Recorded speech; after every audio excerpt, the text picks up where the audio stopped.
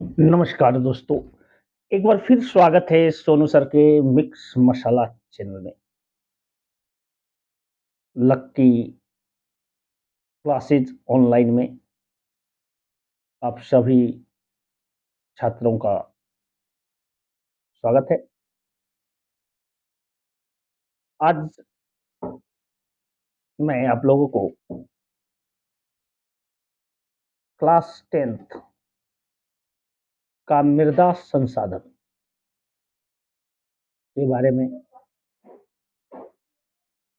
बताने जा रहा हूँ, जो बहुत ही महत्वपूर्ण चैप्टर है क्लास 10वीं का। तो जानिए दोस्तों, पहले मृदा यानी मिट्टी क्या होती है? मिट्टी या मृदा वह पदार्थ है जिसमें पेड़ पौधे उगाने की क्षमता हो। मृदा वह पदार्थ है जिसमें पेड़ पौधे या आप कहें वनस्पतियां उगाने की क्षमता हो, उसे मृदा कहते हैं।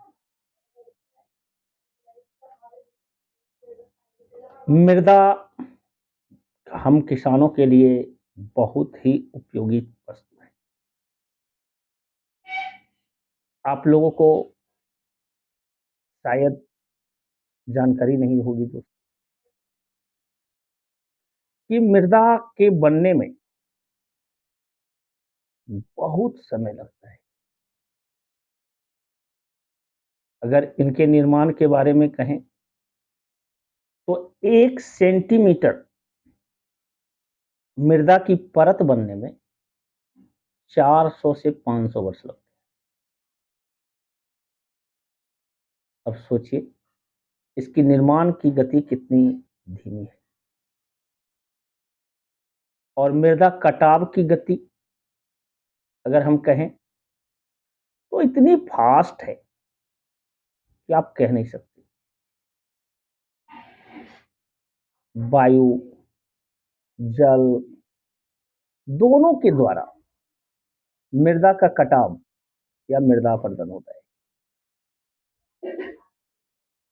जल के द्वारा जो मिट्टी लाई जाती है उसे हम जलोढ़ मिट्टी। अक्सर ये मिट्टियां नदी कछारों में पाई जाती है और बहुत ही यह उपजाऊ होती है। जलोढ़ मिट्टी को आयु के आधार पर हम दो भागों में बांटते हैं। नई जलोढ़ जिसे खादर कहा जाता है, और पुरानी जलोढ़ जिसे बांगर कहा जाता है। भारत में सबसे अधिक क्षेत्रफल में जो मिट्टी फैली है वह है लाल मिट्टी।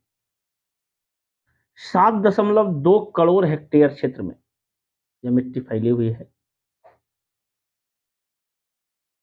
काली मिट्टी और जलोढ़ मिट्टी का क्षेत्रफल लगभग बराबर है। 6.4 करोड़ में ये दोनों मिट्टियां पाई जाती हैं।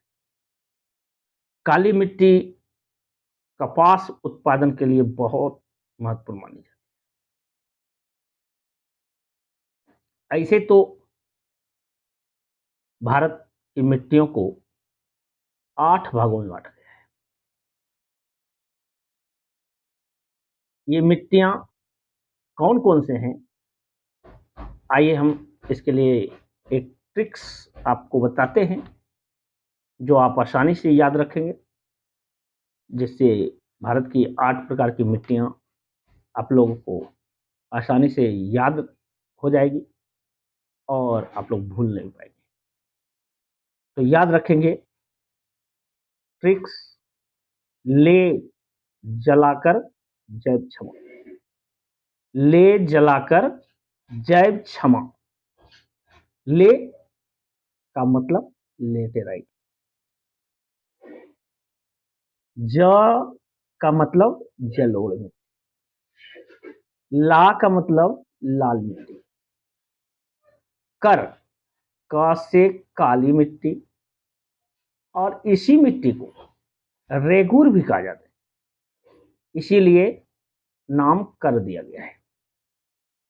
जय से जैविक या पिटमय मिट्टी, ब से बनिए या पहाड़ी मिट्टी, अक्षों से क्षारीय और लवणीय मिट्टी, म से मरुस्थलीय या रेतीली मिट्टी। इस प्रकार भारत की मिट्टियों को 8 भागों में बांटा गया है। ये सभी मिट्टियां भारत के अलग अलग भागों में पाई जाती है। सभी मिट्टियों में अलग अलग प्रकार की खेती की जाती है। मिट्टी के गुणों में होने वाले ह्रास, मिट्टी के गुणों में होने वाले ह्रास को हम लोग मृदा प्रदूषण कहते हैं। यदि मिट्टी अनुपजाऊ हो जाए तो समझ जाइए कि मिट्टी किसान के लिए कोई लाभकारी नहीं है। ऐसे मिट्टी का पीएच मान 7 रहना आवश्यक माना जाता है।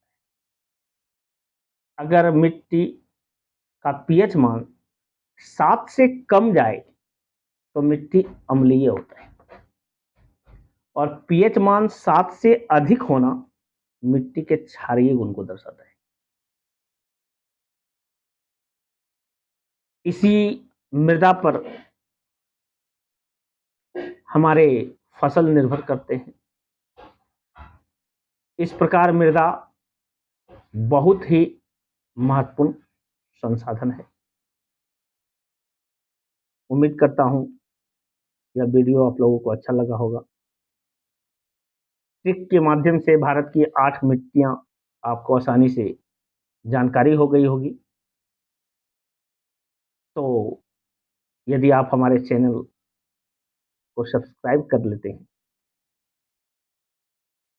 तो अगला वीडियो शीघ्र आपके पास पहुंच जाएगा। तो आप हमारे चैनल को सब्सक्राइब कीजिए, लाइक कीजिए और कमेंट कीजिए। तब तक के लिए धन्यवाद।